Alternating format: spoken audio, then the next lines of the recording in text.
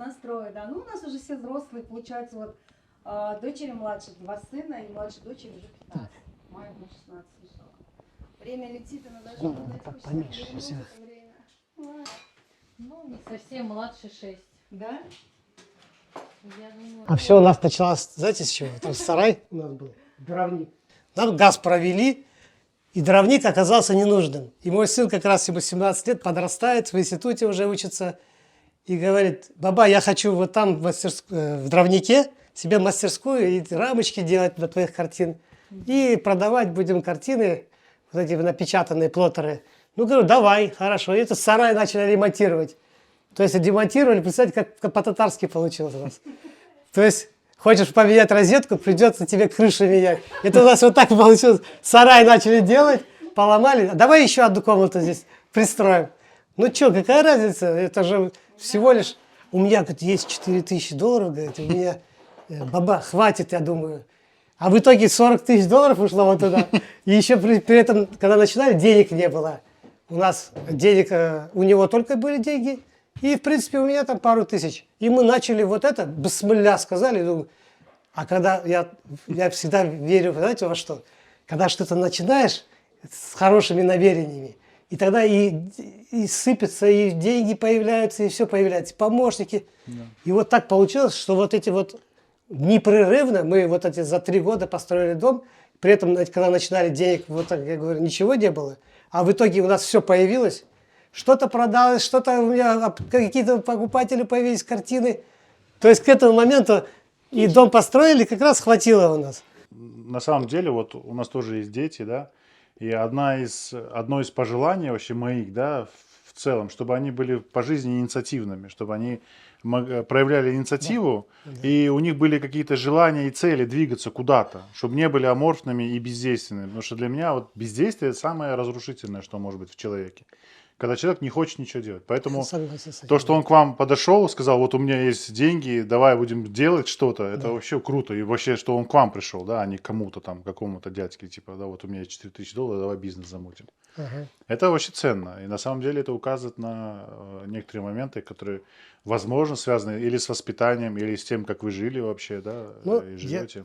Дело в том, что у меня был такой вот момент в воспитании, очень важный момент. Я старался, чтобы дети мои были очень инициативные, и у них, чтобы фантазия работала фантазия. То есть они, вот как мы в детстве, сами мы какие-то там игрушки делали, да, в детстве еще, когда в Узбекистане жили, сами пилили из дерева, вырезали пистолеты или какие-то автоматы, не знаю, машинки делали, самокаты.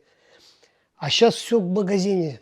У моего братишки детский мир, и там игрушек куча. То есть иди покупай, или там бесплатно даже бери, это не важно.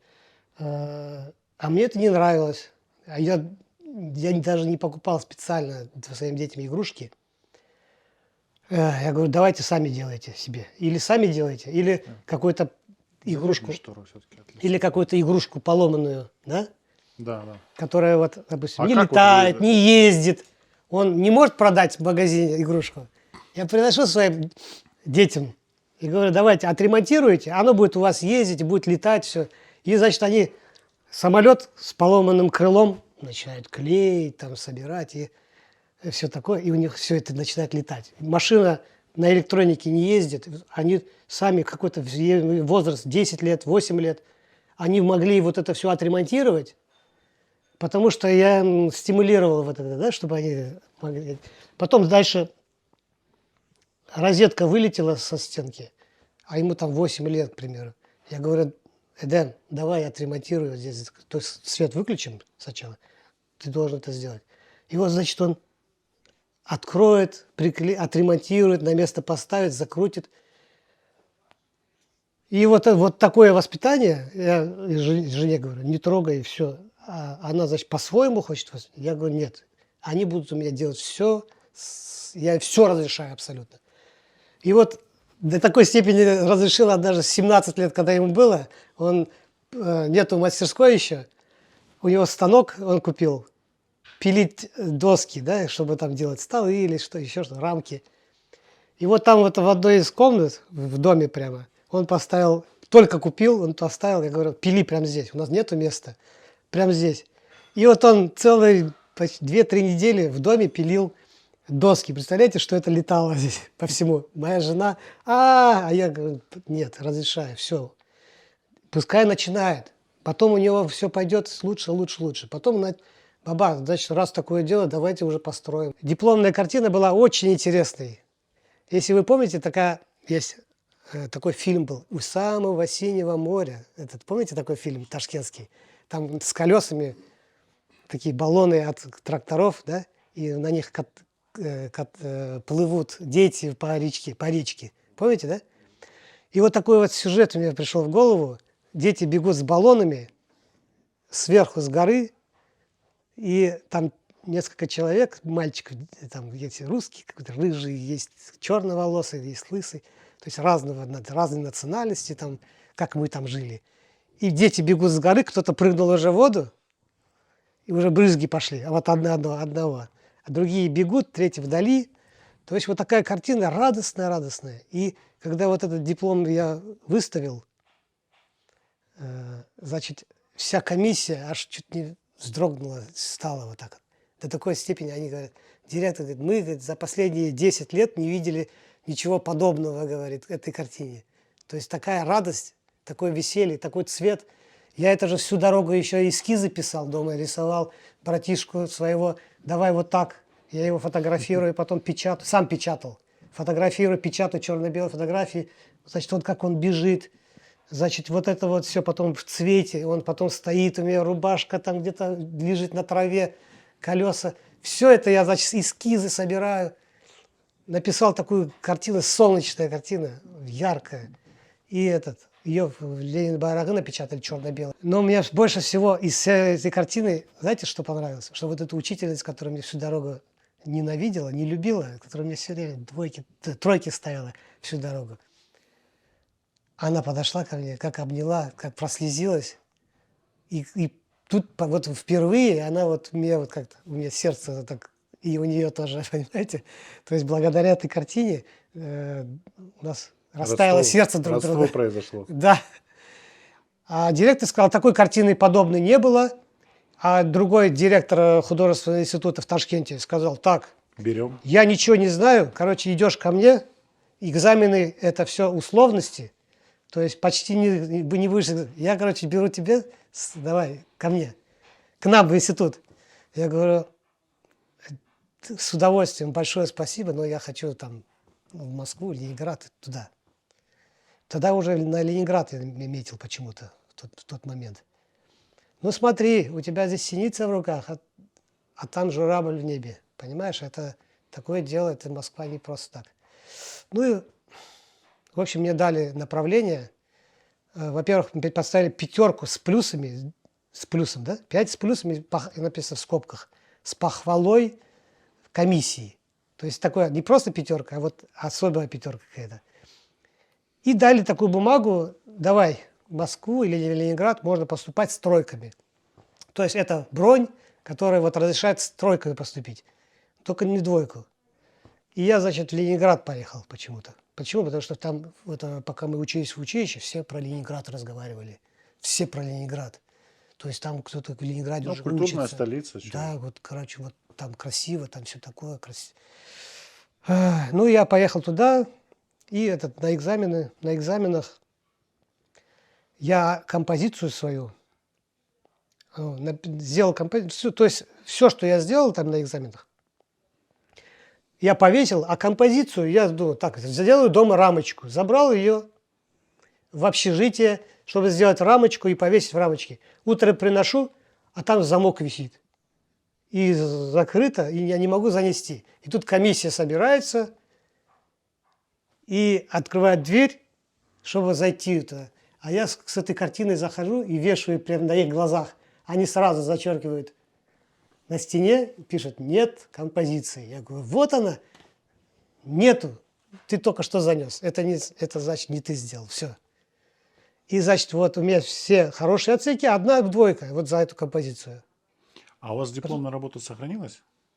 В художественном училище? Ну, вообще она есть, эта работа? Она где-то, наверное, есть. Но у меня только есть фотография в газете, и все. А вы ее оставили? Газета есть. Нет, картину саму. Картина-то ее забирают в училище. То есть это их? Ихняя картина. Это я потом, когда в институте учился, я смог, ну, прихватить из института. Там тоже нельзя было забирать. Я сумел как-то забрать свою дипломную картину и вывез сюда, в Крым.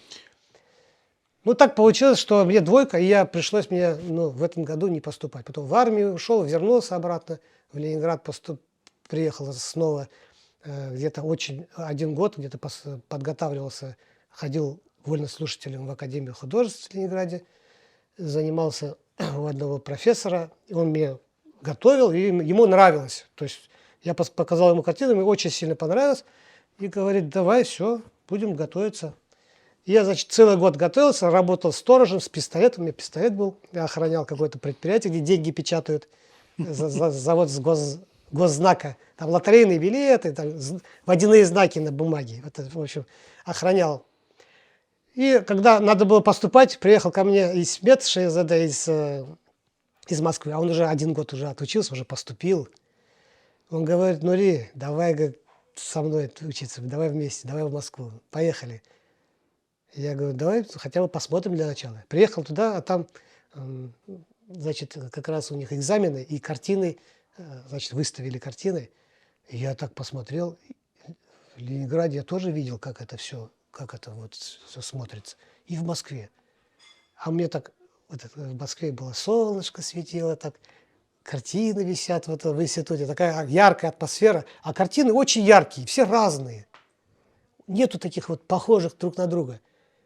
А тут я начал вспоминать, в Ленинграде у всех одинаковые картины, одинаковые.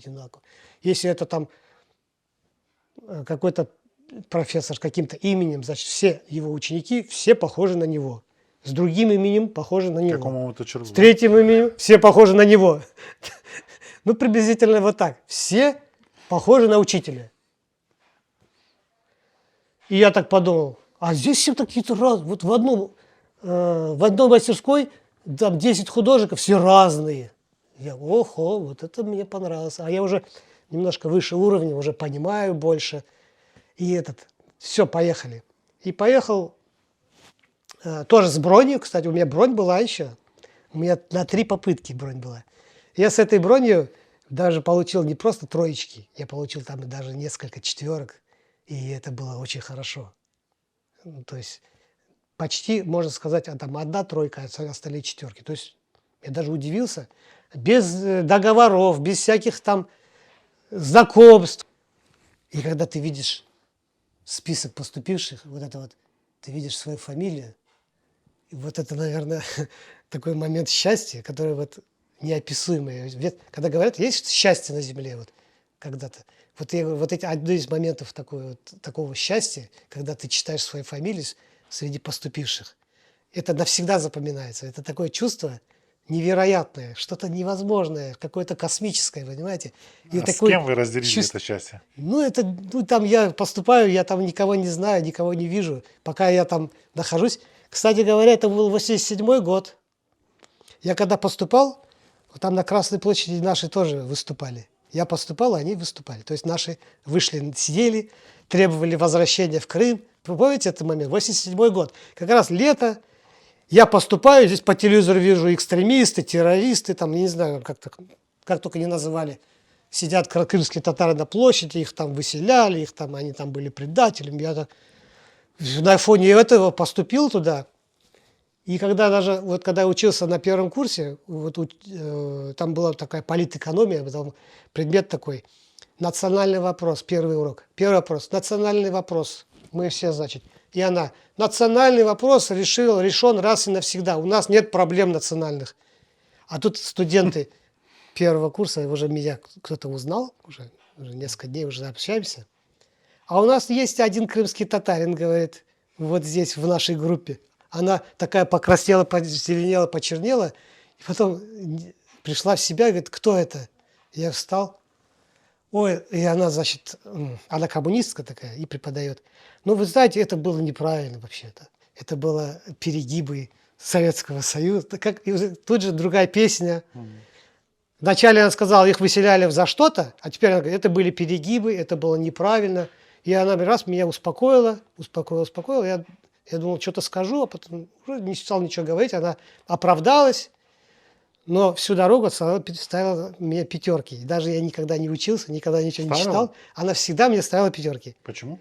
Потому что она была виноватой передо мной. Я хотела обелить себя. И я вот только встал отвечать, 2 слова говорю, она, садись 5, ты молодец, ты у нас все знаешь. И мне всю дорогу пятерки были по этому предмету. И когда я думал, автоматом поставить 5, и когда я пришел, смотрю, автоматом нету, там 2-3 человека автомат. Они сразу получили, вышли и не стали. Ну, репили билет. Я взял билет, читаю. Я думаю, как так она меня провела, а? Всю дорогу пятерки ставила, я же не готовился, я же ничего не знаю. Что-то начал писать, что-то там выписал, пол листочка написал. Только сел сдавать экзамен, она говорит, извините, у вас все-таки автомат, говорит. И не стала даже слушать меня. Ну, она таким Она по образом глазам, пошутила. наверное, увидела. Она вот так вот пошутила со Ну, мной явно тоже. автомат, явно. И я пятерку получил. Вот таким образом у меня получился красный диплом. Наверное, одна из пятерок, вот это тоже помогло, понимаете? У меня получился красный диплом. При этом в начале я всегда, и в училище тоже, стройку начинал. Вот этот подъем. И в институте тоже так же. Начинал все строить, потом четверки, потом в конце уже пятерки пошли, и у меня получился красный диплом. Вот такое вот у нас было начало. Ну, Рега, расскажите, пожалуйста, что за картина у вас на стене? Я смотрю, у вас год здесь свежий год, да? Здесь у меня несколько больших картин дома висит. Картина «Кариз», «Дорожка к морю». Дело в том, что у меня была такая картина, когда я в 90-х годах приезжал в Крым здесь на практику. Была такая небольшая работа, да, тоже «Дорожка в Крым» называлась. «Дорожка к морю» в Крыму, в Каризе. Вот. И она была такая сыроватая еще, такой эскиз, небольшой этюдик такой, да, и не очень доделанная такая работа. И я в последнее время вот посмотрел на эту картину и еще раз съездил в Кариз и посмотрел на это место и сделал такую большую картину, которая тоже называется «Дорожка к морю Кариз», но уже большого размера. Дело в том, что здесь в этой картине хотелось передать в одной картине очень много сюжетов разных. Да? Во-первых, есть домики краснотарские, да? Есть заборчик каменный, есть какая-то лесенка, да, из камня сделанная, есть кипарисы. Потом черепица есть, красная черепица, есть море. То есть и розы – это тоже как один из элементов, да, красоты в Крыму, то есть цветущий Крым. Да? И заборчик, такая калиточка, такая тоже таинственная, как бы спрятанная за какой-то зеленью, да? То есть можно практически сочинение писать. То есть в одной картине хотелось показать очень много, да, чтобы все в одном, потому что часто бывает такой пейзаж, какой-то пейзаж, красивый пейзаж, но что-то не хватает, цветов или моря. Или море написал, а не хватает домиков там или цветов. Понимаете, написал, здесь горы, не хватает моря, может быть. То есть один из вариантов вот такой же картины. То есть это совершенно другой пейзаж. Гурзуф – это Кариз. Да? Ну, в одной картине очень много разных сюжетов, и это все украшается, то есть это все превращается в какую-то гармонию. Во-первых, это же не чуждая каждая вещь друг другу. Да?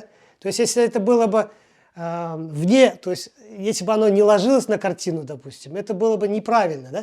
То есть в одной картине все это укладывается, то есть все это компонуется, и получается не просто пейзаж, этюдик, а законченная композиция. То есть по этой композиции можно что-то писать, сочинение в школе, допустим, или еще что-то фантазировать. То есть каждый человек, да, художник, как соавтор этой картины.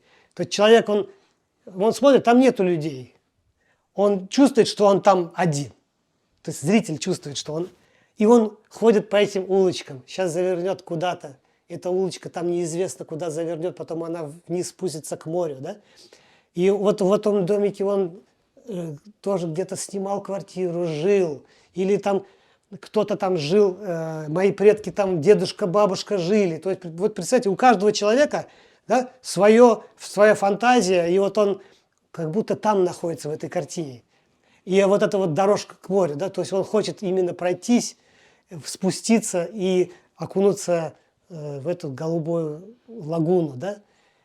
Эти кипарисы, они тоже показывают, такие отделяются, они такие темные, такие сторожа, да, сторожа этой местности. То есть вот такие сюжеты, они, конечно, мне очень сильно нравятся, чтобы там было и черепица, и камень, и чтобы были там цветущие розы, и море. Вот что я заметил вообще, что почему-то мне все время тянет, вот написал пейзаж, хочется, ну, какой-то кустик почему-то розы, куст всегда, я говорю, почему мне все время хочется. Написал картину, но обязательно хочется из-за забора какой-то... Ну, цвет, наверное, что какой-то, цвета, да, добавить куст цвета. розы, чтобы висел. Такой уют создается. Мне самому сильно это нравится, очень сильно. Но иногда думаю, может быть, это неправильно, в каждой картине розы. А со временем так получается, да, что люди, даже те, которые вот мои картины смотрят, они, когда увидели там, старый пейзаж татарский, улочка, и там розы, вот через эти розы, а это Нури Якубов точно. Это, я знаю, это Нури Якубов. То есть такое ощущение, что это как будто это лицо. То есть как Почерк. будто почерк какой-то определенный сложился. И это все началось, знаете, с чего? Вот с этого места. Это, значит, в Каризе, когда я в 91 году мы были на практике, Исмет Шейхзаде, я и еще нас было 10 человек с Москвы. Мы, это Исмет, конечно, в основном, мы вдвоем организовали вот эту летнюю практику. Эта вся летняя практика была оплачиваемая институтом, а мы все организовали. Мы там жили в татарских домиках, они только вот начали строиться, и у них были какие-то времянки. Вот в этих времянках мы поселились и там жили 2 месяца. И вот, а тогда у меня еще не было своего стиля, почерка, своего жизненного пути. Я не знал, чем писать. Все, что увижу. Даже церквушки какие-то писал где-то в России, понимаете? Еще не понимал, что я люблю, что я хочу. Еще даже осознания такого не было. И когда впервые я приехал в Кариз, я там увидел вот эти татарские домики, вот эти черепички, вот эти двухэтажные, где-то деревянные, каменные, это все. И вот эти розы цветут прямо на моих глазах. То есть, представьте себе, я приехал, справа роза, слева роза и улочка вот такая. Но это другая картина. Там были еще вид, все знают эту картину. Розовая лестница, вид, когда поднимаешься в гору, да, на Айпетре. Эта дорога же на Айпетре идет, если подняться вверх. И вот это вот справа роза, слева роза, оно так запало мне в душу, что я каждую картину, где-то пишу, где-то от справа роза, слева. Куда ни поставить, не напишу, мне что-то так и хочется обязательно розу, справа роза, слева. И вот так получилось со временем, что это как бы мой стиль и мой почерк такой, свое лицо. И с другой стороны, люди, если нету розы, даже мимо проходят иногда. Я думаю, ага, значит, людям нравятся розы. Ну, у вас как есть, и мне. У вас есть картина с морем, там розы. А море это когда я в отпуск, я выезжаю раз в год, 1 месяц. У меня, как и у всех, 1 месяц на море я должен быть. И я вот, значит, каждая 10-я картина или каждая 12-я картина, это у меня море. И вот даже по статистике получается, что если я написал там 1500 картин за всю жизнь, да, то где-то около 150 картин это все море, потому что я в отпуск выезжаю, это лето. Ну, мне когда-то спрашивали, а почему ты пишешь какие-то исчезнувшие какие-то места непонятные, то есть ты пишешь какие-то улочки, какие-то мечети, а почему ты не пишешь горы, море? Я говорю, вы понимаете, горы, море, они никуда не денутся. И когда-нибудь, когда все исчезнет, когда есть татарских домиков не будет, когда все исчезнет, говорю, я пойду в море буду писать. А сейчас, говорю, пока все это еще есть, пока что-то сохранилось, я должен это все увековечить, я должен это все писать. Потому что я понял одну вещь, что никто этим не занимается. То есть одну вещь такую я в себе обнаружил. То, чем я занимаюсь, этим никто практически не занимается. Вот здесь вот есть 200 членов Союза художников Крыма, да? Есть крымские художники, да? 15-20 человек, да? Но у каждого свой стиль, свой почерк, да? Модерн, авангард, где-то новые какие-то открытия, новые взгляды на искусство и так далее, да? Но какая-то есть тема, которую никто не затрагивает. Почему-то никто его не пишет. И я понимаю так, если я это не буду делать, никто этим не будет заниматься. Практически вот сегодня, вот мне 60 лет, вот выставка будет юбилейная, да? У нас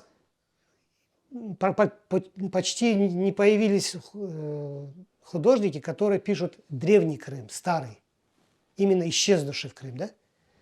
Есть художники, которые пишут последние какие-то остатки еще не до конца не разрушившегося Крыма, да? То есть какие-то мечети есть, там виды какие-то есть, да? Но именно пейзажи 19 века, 18 века, начала 20 века, ведь у нас же не было художников в то время. В то время у нас никто не писал. То есть у нас не было своих передвижников, там такого плана художников не было. Значит, это открытая площадка. То есть это пустое, незаполнившееся пространство, незаполнившееся место, где вот как будто я должен был в то время жить, в то время находиться. Оно и так как я сегодня нахожусь, как говорится, в нашем 21 веке, я должен, значит, писать так, как будто я живу в то время, и по этим улочкам хожу и пишу просто как Левитан какой-нибудь, или там Саврасов, или Шишкин, или там Васнецов, это не важно. То есть у меня свой, да, то есть свой почерк, свой стиль какой-то определенный. Но я, значит, пишу Крым, древний, старый, разрушенный, не сохранившийся. И один из художников, который в Крыму очень известный художник, он мне говорит, я, говорит, всю жизнь в Крыму писал, ну откуда эти пейзажи? Я же никогда этого не видел. Я весь Крым объездил. Ну где ты это находишь, говорит. Я говорю, вы знаете, говорю, я не просто пишу, вышел и пошел на этюды. Я копаюсь, я ищу фотографии, древние, старые фотографии, открытки, поздравительные открытки черно-белые, начало 20 века, конец 19 века. У меня, прежде чем написать картину, у меня должна быть куча материала по этому месту. Или же я, когда пишу это место, я пришел, вижу шифер, превращаю в черепицу, я вижу там асфальт, я превращаю в камень, булыжник, понимаете? Я все это превращаю уже, как говорится, в картине. Я смотрю, все собираются возле меня, говорят, там же такого нету, там же нету. Я говорю, ну, у меня, говорю, в голове совершенно другой взгляд. Я даже, когда возвращаюсь, даже со временем, когда вспоминаю, мне казалось, что там нет шифера, мне казалось, что там черепица была. До такой степени я вживаюсь в свою тему, да, что я запоминаю то, что у меня на картине. И кажется, что вот в жизни тоже так же. То есть у меня один из моментов, то есть от того, что я такой оптимист, я всегда вижу, в среднем вижу хорошее, да, всегда. Если в этом кто-то видит негативное, пессимист он всегда видит. Или вообще ничего не видит. Ничего не видит. А я везде вижу оптимизм, да, для меня все приукрашивается, приукрашается, то есть я все улучшаю, можно так сказать, да. То есть для меня Крым, если так можно назвать, как второй рай на земле, да, можно сказать, так, рай на земле, да. Вот. И ну, да, на самом деле он очень красивый, да. Но если так писать, как есть, как ты видишь, ну там ты не увидишь такой красоты. Ну, надо еще немножко поработать для того, чтобы это все было. Воображение немножко, да. Воображение надо включать, да? Я знаю тонкости, хитрости вообще искусства, творчества, но вы посмотрите любые картины из любого музея, пейзажи там 19-18 века. Ведь там так, в этой картине композиция, это нарисованная, там в жизни такого никогда не бывает такой красоты идеальной. В каждой картине, там я не знаю сколько процентов воображения, обязательно. Потому что даже это я заметил даже в некоторых моментах. То есть я смотрел на картину, которая сделана 250 лет назад. Да? И это место я знаю. Вот, допустим, мечеть Узбека. Да? Я смотрю на эту картину и вижу, что там сделано с натурой, а что там придумано. Я это вижу, потому что если бы этого не придумал, то картина не была бы завершенной. Просто, скажем так, сейчас там равнина, а там он гору нарисовал справа где-то. Слева мечеть Узбека, все как правильно, да, справа сделал гору наверху. То есть сейчас горы нет, ее же никто не срезал здесь. Это же понятно все. То есть художник всегда воображает. Ну, то есть это если нормально, художник да. делает просто с натуры, то это всего лишь документалист. Документалист. И только всё. сказать, да. Но это тоже важно слушать. Ну, документалист нужен. То есть, смотрите, я здесь делаю с фотокарточек, да, 19 века, то есть это фотографии 19 века, да, поздравительные открытки какие-то. Вот, это фото, как говорится, документальное фото, да, документализм. То есть это важный, да, элемент. Я же подхожу к этому, я смотрю на это, я подхожу с точки зрения вот художника, с точки зрения именно композиции, что мне не надо его просто взять и его сделать один в один, изобразить, просто раскрасить. Раскраски тоже можно сейчас сделать, просто фотографию раскрасить и все. Но нет. Другой художник тоже может скопировать, и будет у нас две одинаковые картины с одной фотографией. Это реально, в интернете каждая фотография есть. Но когда я подхожу к этой фотографии, я подхожу совершенно со своей позиции. Да? Что я должен здесь сделать такое, что это было бы мое. Как будто я это с натуры писал. Да? И обязательно там есть какие-то дополнения, изменения, ну, не такие существенные, чтобы не страдало вот это все, как говорится, правда не страдала, а художественный вымысел, он чтобы не мешал этому всему. Угу. То есть художественный вымысел наложенный на правду, да? И тогда картина, в каждой картине нужна композиция, это кино. А иначе это просто короткометражный фильм, да? Если это будет просто какой-то этюдик. Это короткометражный фильм, который одну мысль, да, несет. А кино – это глобальная мысль. Вот эта картина – это есть кино. Там есть главный герой, второстепенные герои. Второстепенная не должна превалировать над главным. Поэтому в каждой картине главный герой обязательно есть.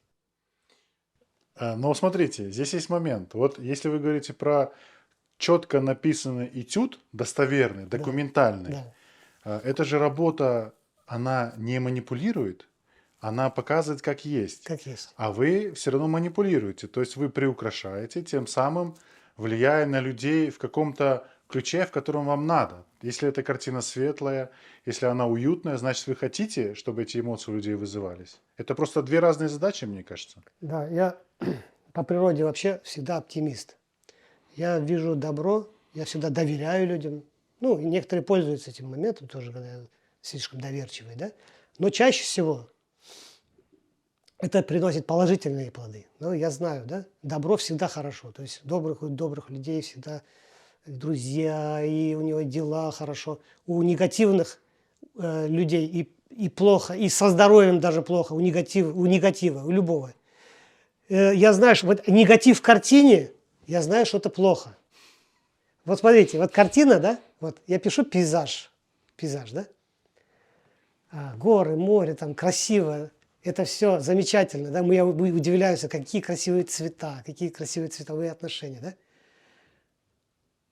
Вот, теперь, а все же забывают, что это же Аллах создал эту природу, да, для людей, да, чтобы мы смотрели, радовались этим цветам, радовались этой красоте. Скажите мне, кто радуется, увидев кучу мусора? Никто не радуется, понимаете? Или какой-нибудь ржавый кусок металла квадратного где-то лежит. Кто будет на него смотреть?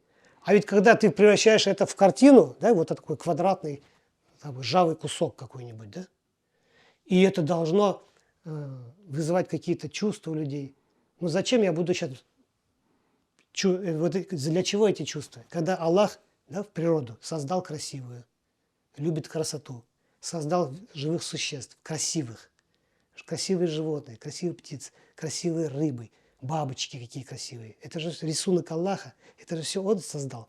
Теперь, когда мы вдруг хотим подражать, то, что Аллах создал, мы это все хотим прийти и это, как говорится, перенести себе на холст. Мы должны все это исказить, уничтожить, сделать страшное, сделать, как у Пикассо, как у Малевича, сделать это все, обнулить, сделать все просто. Давайте квадрат будем делать Малевича, давайте будем все разрушать, кривые рожи, кривые эти. К чему мы придем тогда? К чему придем? У человека, человек почему во дворе хочет цветы сажать? Он почему-то не хочет металлолом разбросать по двору. А картину такую надо вешать, да, получается? Получается, он должен писать такую картину, где это все страшно, некрасиво, негативно, да? Человека эмоции неправильно вызывает. А почему-то он живет во дворе, у него чисто, убрано, цветочки везде.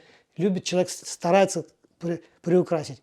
Почему мы дом, скажем так, мы же не считаем, что мы приукрасили свой дом, посадив там цветы, к примеру. Это не считается приукрасил. То есть как есть надо показывать. Значит, тогда это неправильно. То есть человек, неправильный вывод. Человек стремится к красоте. Он стремится вокруг себя красивые вещи, красивая одежда, красивые люди вокруг него, цветы во дворе, дом красивый почему-то хочется. А картина – это вишенка на торте. То есть в доме есть его, все красиво, и картина должна быть как изюминка. Вот она должна законченную делать. Дом сделать в законченном виде. Смотря на ваши работы, я вижу, что они все солнечные, безоблачные, очень яркие, эмоциональные, теплые. Но жизнь, она же не вся такая. То есть, получается, вы какую-то одну сторону жизни хотите передавать на эти картины? Вы же как художник, как создатель, как мыслитель, вы же понимаете, что человеку свойственны разные состояния души, разные состояния жизни. Он может быть на разных этапах находиться. Где-то пасмурно, где-то лунная ночь, где-то ветреная ночь. Почему на ваших картинах все так идеально, все солнечно, все ярко, все тепло и весело? Ну, как я могу вам ответить на такой вопрос? Меня назвали, когда я родился, луч света, да, то есть луч солнца, Нури. И, может быть, это повлияло на мое творчество. И даже некоторые статьи, которые в газете печатали в разные времена, так и печатали. Ну, луч света в темном царстве, или там явление Нури народу. Вот такие заголовки были, знаете. Когда я сделал выставку в разных местах, в разных музеях, там такие заголовки были необычные, просто умопомрачительные иногда даже. Ну, я думаю, что это влияет на творчество. Просто имя человека, как иногда здоровье, да, от имени зависит. Меняют имя, здоровье меняется. Часто так бывает, да. То есть во мне, видимо, это слово «луч света», оно как большое значение сыграло, большую роль сыграло. И во всех картинах хочется солнце писать. Во-первых, я в Узбекистане жил. Не надо забывать, что я... То есть с чего началось все, да? Я когда видел каждый день пейзажи, я видел солнечные пейзажи. Я почти не помню серый, черный, темный, какой-то тучи черные, такой день. Тут таких очень мало было, да? Очень мало осени у меня в картинах. Очень мало зимы. Есть весна, когда уже зацвело все. И есть лето, когда цветут розы и другие цветы. Да? Это изнутри. То есть я не хочу, как это сказать, меняться. Хочу кому-то угождать. Если мне картина не нравится, ну всем понравилось, вот просто все в восторге от картины. А я записал картину, но она мне совершенно не нравится. Я ее даже почти хочу избавиться от нее. Дешево совсем отдаю. А почему вы так быстро и дешево отдаете картину? Что, вам она не нравится? А я мне так даже неловко даже сказать, что мне не нравится эта картина. Если людям нравится, но мне не нравится, я не буду все равно писать это. То есть вот какой-то такой тренд пошел, да, на какую-то живопись определенную, где очень дорого продается. Но если это мне не нравится, я это не буду писать. Поэтому все, что я пишу, это самое главное. Так, мне нравится, моя душа успокоилась, моя душа чего-то достигла, да, нашла что-то, да, какой-то там душевный выход из какого-то там, из какой-то ситуации определенной. То есть мне нравится, у меня настроение хорошее создается, да. Я помню, вот все, эта картина, значит, я буду такую картину писать. Если она мне не нравится, нравится всем остальным, мне это неинтересно. Я помню, всегда радовался тому, что когда я с этюдов возвращался, у меня был подъем энергетический, неимоверный. То есть я написал, пришел домой, поставил, мне хочется, чтобы все бабушки, дедушки, родители, братья, сестры, и я, значит, первые оценщики мои, что я написал? Красиво, все нравится. То есть вот это очень было важно для того, чтобы я дальше. Мне самому очень сильно нравится. А там этюды такие, тоже быстрые, там 2-3 часа. Узбекистан, очень много солнца, почти везде солнце. То есть солнце практически везде я видел, то есть это было на генетическом уровне с самого рождения, да? Поэтому я люблю просто солнце это. То есть Вот получается, тень. что когда вы приступаете к работе, вы видите солнечную картину. Я сразу вижу, где будет тень, как она будет тень. За счет теней же, ведь она же композиция срабатывает. Если теней нету и объем. света нету, за счет чего я буду это все вытаскивать? Я людей не пишу. Сейчас У меня нету. об этом поговорим. Да, вот мне надо как-то каким-то образом сделать красиво, сделать, чтобы заинтересовать зрителя каким-то образом, да? Поэтому светотень, она очень хорошо помогает в композиции, да? Можно концентрировать где-то свет, концентрировать, там, окружать тенями, да? Создавать центры какие-то, да, такие световые. То есть это тень работа, это много значит, да. это понятно. Это и объем, это все вообще. Да. И время года, и время дня. То есть, в принципе, тень, она даже подсознательно нами считывается очень хорошо. Мы как бы ее не замечаем, но если начинаем вдумываться, то она все начинает работать. Да, в этой стопке. Здесь в основном такие пейзажи разные. Вот здесь Бахчисарай. Как же без Бахчисарая? Это же столица наша бывшая. То есть, кроме того, что Старый Крым, где я живу, столица, Бахчисарай тоже должен быть представлен обязательно. Потому что это сохранившиеся наши достопримечательности, наша история, да? Наши ханы. Натюрморты. Тоже есть здесь несколько натюрмортов, будет на этой выставке выставлено. К примеру, вот натюрморт я изображаю старинные книги, да? Это Коран старый, это старые разные рукописи, написанные от руки на арабском языке. И это я не просто придумал, это все моего дедушки, понимаете, рукопись. Мой Карбабашка. И я коллекционировал только то, что я могу использовать в своих натюрмортах. Ничего лишнего. Я не люблю просто так собирать какой-то антиквар. Если это мне не надо для натюрмортов, я и не собирал никогда. Для художника очень важно найти свой портрет человека, который он изображает, так или иначе. Силуэт, линии какие-то. На ваших картинах нет людей. Почему так? Да, вы правильно говорите. Дело в том, что в начале творческого пути у меня все было, да? Улочка с осликом, улочка там где-то лошадка, где-то там девушка возле фонтана набирает воду. И это все было замечательно, это было красиво. Там центр внимания есть, там даже думать не надо особо. То есть поставил, где-то там стаффаж называется, да? Вот, как девушка стоит там, идет возле фонтана, ну это красота просто неописуемая, да? И на пятерку там вообще на ура.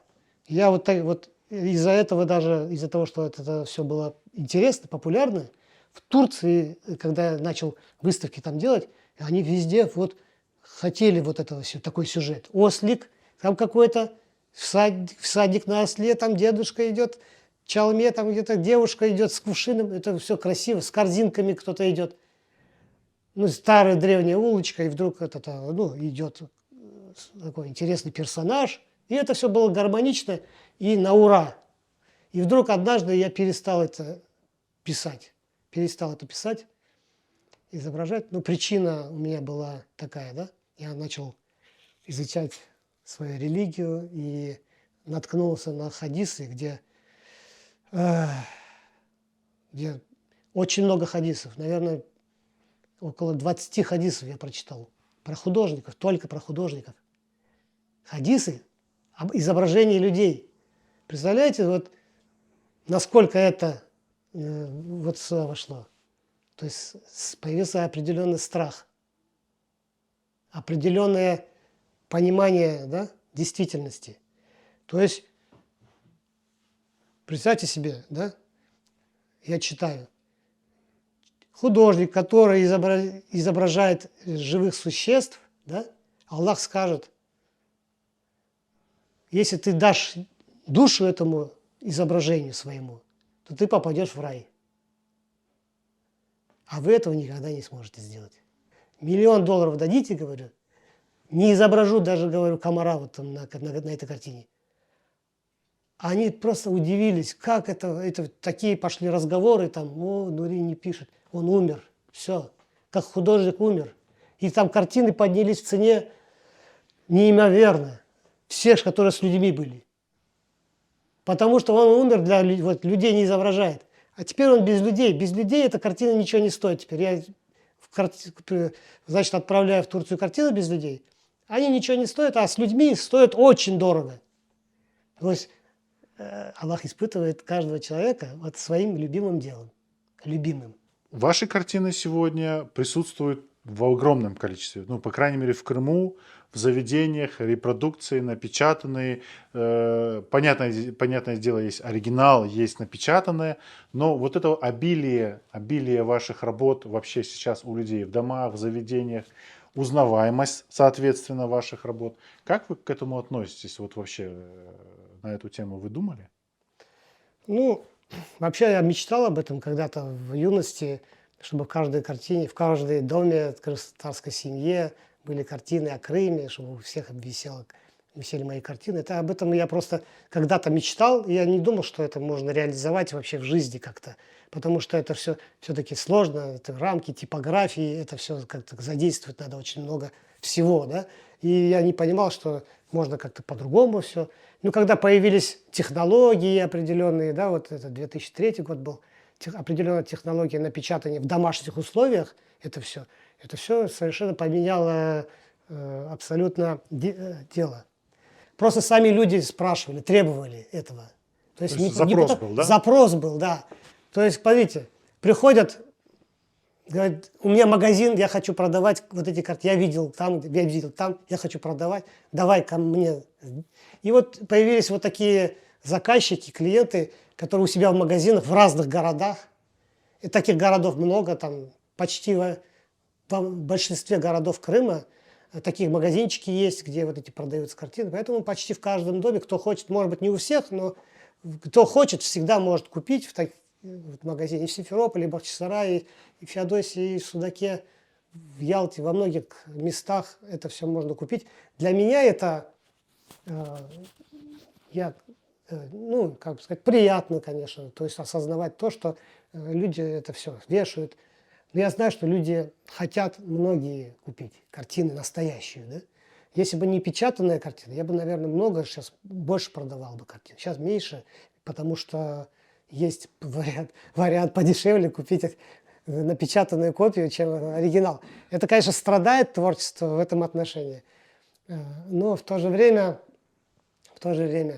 я понимаю, что людям хочется приукрасить, повесить картину с видом на древний какой-то старинный Крым, да? Почему бы не сделать так, чтобы это все было доступно? А вы сами не боитесь, что вы перенасытите рынок и глаз замылится немножко? То есть отношение к вашему творчеству, к вашему эксклюзиву, оно размоется среди вот этих напечатанных тысяч копий картин. И вот вы не боитесь в этом погрязнуть? Остаться вот в этом? Ну, я думаю, что это не так уж и страшно. Я думаю, я не боюсь этого, конечно же. Потому что я знаю, что ценители, да, ценители живописей, они всегда были единицы, какой-то определенный процент, контингент есть, которые покупают картины и вешают картины, и любят картины настоящие. Да? И что тогда, что 20 лет назад, что 10 лет назад, что сейчас, одинаковое количество картин, какой-то одинаковый процент, можно сказать, да, продается. То есть я бы не сказал, что все люди хотят оригинал взять, купить, повесить. Если бы это было дешево, все бы повесили. Нет. Приходишь домой, у людей нет картин, ни одной картины дома нету, и они в пустых стен сидят, живут как-то скучно. Я сижу, я не знаю, куда смотреть. Пустота. С собой носить Диван, картины. вот эти, пустая стена. Я говорю, ой, а что у вас здесь ни одной картины не висит? А мы как-то это не сильно любим. Там. Человек, который не хочет, он и копию тоже не вешает. Понимаете, вот не напечатанную. А человек, который любит живопись, я ему говорю, вот есть подешевле напечатанный. Нет, мне настоящую надо. Его даже уговорить невозможно. То есть человек, я говорю, может быть, вам это не надо, я хочу живопись настоящую. Все. Эти люди всегда были, и они всегда ценят. Купить машину, дом, женить, где-то там. А вот это вот путешествовать, купить картину, это все очень редко у нашего народа. Ну, посмотрите, вот среди других народов, да, вот они все потратят, все, что у них есть, в отпуске, где-то все съедят, а у нас татарский народ не такой. Вот это вот то, что есть, можно потратить там 500 или 1000 долларов где-то за границей, отдохнуть. Он купит себе машину или там что-то купит себе какой-то аппарат, облегчающий жизнь. Он будет на чем-то экономить. Вот у нас-то вот такой народ. Поэтому наш народ вот, он такой, что вот некоторые люди, если это интеллигентный человек, разбогател, у него дома картины висят. А если это не интеллигентный человек разбогател, то он не понимает, что картина ему нужна вообще. То есть он репродукцию может повесить и даже ничего не вешает. Какую-то вещь повесить, там, саблю там, или там что-то, тарелку, может быть, там, в крайнем случае. Вот такая картинка. А так, чтобы у нас интеллигент и чтобы он был очень богатый, у нас очень большая редкость, к сожалению. То есть нету таких больших спонсоров, которые бы покупали. Ну, есть коллекционеры. Нет социальных лифтов для интеллигентов. Да, художникам от этого очень сложно. Вот мы 30 лет как бы находимся дома, да, вроде как дома построили, вроде как машины есть, но картин там больше не стало на стенах. Почему? Нету. Ну, картины создаются вообще долго. Ну, настоящая вот хорошая картина, ну, пишется долго, да? То есть за 2-3 дня тяжело написать картину. Значит, получается, что картина тоже, естественно, это уже нельзя написать, там, продать совсем дешево. Она стоит уже и денег, потому что тратишь неделю, 10 дней, 15 дней на картину, да? Теперь она сколько должна стоить? Ты должен жить на эти деньги. То есть, а покупателю-то, для тебя-то это дешево, ты продаешь дешево, как бы, а покупателю это дорого. Он там за 30 тысяч, за 50 тысяч, ого, это дорого для него, полмашины, там, «Жигули» можно купить. Это дороговато. А для художника это дешево, потому что он долго пишет эту картину. Какой-то там любой мастер, там, не знаю, строитель зарабатывает больше, чем художник, а он, может, не учился, сразу после школы пошел сразу работать. Зачем учиться? Для того, чтобы вот так жить, 10 лет тратить на академические какие-то образования, потом зарабатывать так же, как обычные рабочие. Ну и строителей 1000, а художников 10-15. Все-таки конкуренция-то поменьше. Ну, смотрите, художников На самом деле много. Я в группах состою, в художественных группах в Фейсбуке, там есть разные. Я вижу, как у всех тяжело с продажами, как все пишут, как тяжело. Но художник, на самом деле, вот, я честно скажу, вот приблизительную статистику в общую, да, вот написали там 1000 картин, да, вот, к примеру, художник, ну, 1 000 000 картин, неважно, до какой-то цифре просто остановиться. Из них 100 картин продадутся, а остальные, то есть, смотрите, из 1100 картин продадутся, а 900 вообще никогда в жизни не продадутся. Это означает, что есть конкуренция. Кто-то будет скидывать когда-то цены, чтобы распродажу делать, вот, чтобы на что-то жить. То есть ты не можешь очень дорого продавать, потому что всегда есть такая же картина хорошая, да? Где в 10 раз дешевле, 5 раз дешевле, кто-то скидывает, просто распродает, потому что он нищий художник, понимаете? А потому что художников очень много, выпускается каждый год, вот училище выпускает 20-30, институт выпускает 20-30, и умирает меньше художников, а выпускается больше.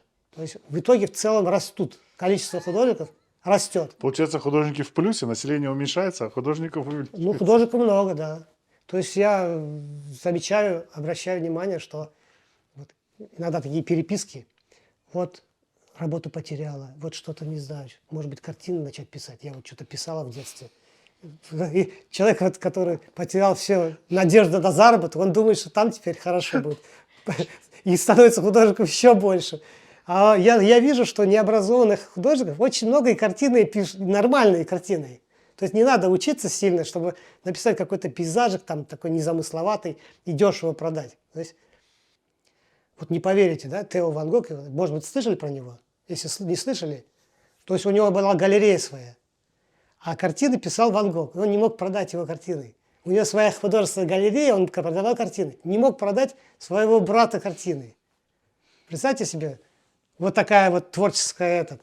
Я однажды зачитался, книгу мне подарили, Ван Гог. Это интересный рассказ, между прочим. Это один из чудес, которые со мной произошли в моей жизни. Это просто фантастика.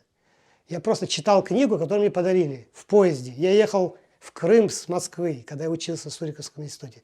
Эту книгу я почти дочитал. Она такая не маленькая, страниц 300. Но в то же время я ее как говорится, за сутки почти, пока я ехал, я ничего не ел, забыл, что такое вообще кушать. Я вот зачитался и смотрю в Крым, уже приехал в Крым, почти закончил книгу. Я вышел, это был 91 год, я вышел на перрон, в Джанкое где-то, что-то покушать там продают, что-то, пирожки, виноград, яблоки. Я раз взял кулек этого винограда. Кулек это бумажный. Вы должны понимать, что пакетов не было в то время. Бумажный кулек такой, и в нем виноград. Ну, с полкило где-то там. Взял, купил и кушаю, и дальше читаю. Съел весь виноград, бумагу, то есть вот эту хочу выкинуть. А потом посмотрел внимательно. Там, значит, на этой бумаге, значит, страницы журнала вырванные, где-то середина журнала. И, значит, здесь репродукции Ван Гога, здесь репродукция Ван Гога, там репродукция Ван Гога, там биография на одну страницу. Все, что я читал, коротко на биографии, и кроме Ван Гога ничего нету. Вот 2 листочка. И я, короче, за голову схватился, думал, вот со мной столько раз случалось вот это чудо. Вот со мной вот это постоянно. Когда что-то случается, я не могу понять, объяснения не могу дать этому всему. И я читаю книгу про Ван Гога, и тут журнал про Ван Гога, и я такой весь показываю здесь, все, весь вагон, все на ушах, они смотрят, это все реально, да, вот свидетели. Удивительно. Я говорю, что-то здесь в этом есть, это не просто так. Ну, потом через неделю возвращаюсь в Москву, на выставку со Сметом идем, на Крымский вал, выставочный зал 4-этажный. И какая-то немецкая художница с Германии, и тут какая-то свита у нее своя, И наши здесь местные москвичи сидят, вот так человек 5 их. И мы со Сметом ходим, смотрим, нам рамочки нравятся. Такая красивая. А картина так себе. Рамочка, ох, какая. Это было для нас удивительно в то время, Багет, да? рамки. Смотри, какая рамка. Мы на все рамки посмотрели, все разные, все красивые. По-татарски, в общем. Да, короче, это картины. Но они к нам подбежали. Удивительно, что, пожалуйста, сделайте нам напишите, если вам нравится. Вот здесь книги отзывов, напишите что-нибудь. Ну, мы написали, как красиво все это, нам замечательно. И там разговорились. Значит, художница сидит, его спонсор сидит, на Ленина похож такой. И сам себя Лениным называет. Я Ленин, я Ленин. А он немец. Дальше наши местные, переводчик есть и 2 местных. Одна из местных москвичка крымско-татарского происхождения. Значит, мама крымско-татарка, папа не крымский татарин. Значит, она, а вы кто? Вы татары крымские. Я тоже татарка по матери. И разговорились, и начали общаться. Давайте с нами, давай, короче, дружить с семьями, все, приходите туда-сюда. Мы там полчаса разговаривали пока. На выставку пришел какой-то человек, говорит, я Ван Гог, я Ван Гог, я Ван Гог, я Ван Гог. Значит, переводчик прибегает, говорит, человек говорит, я Ван Гог. Я говорю, что? Раз, короче, его сюда к нам, позови сюда. Раз подошел он, и он показывает паспорт, написано, Ян Ван Гог, живет в Голландии, художник. Я, говорит, Тео, брата его, внук, правнук, короче, праправнук какой-то, его брата Тео, который галерею имел.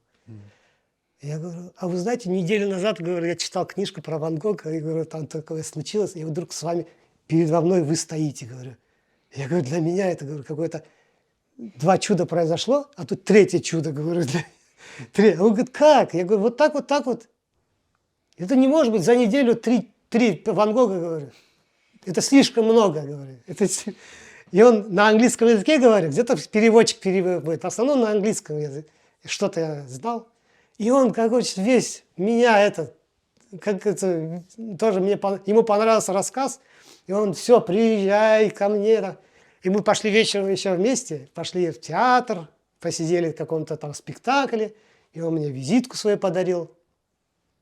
И там написано художник Ван Гог, и это сейчас визитка в этой книге, там же журнальный листок, вот эта визиточка, все это лежит в одной куче.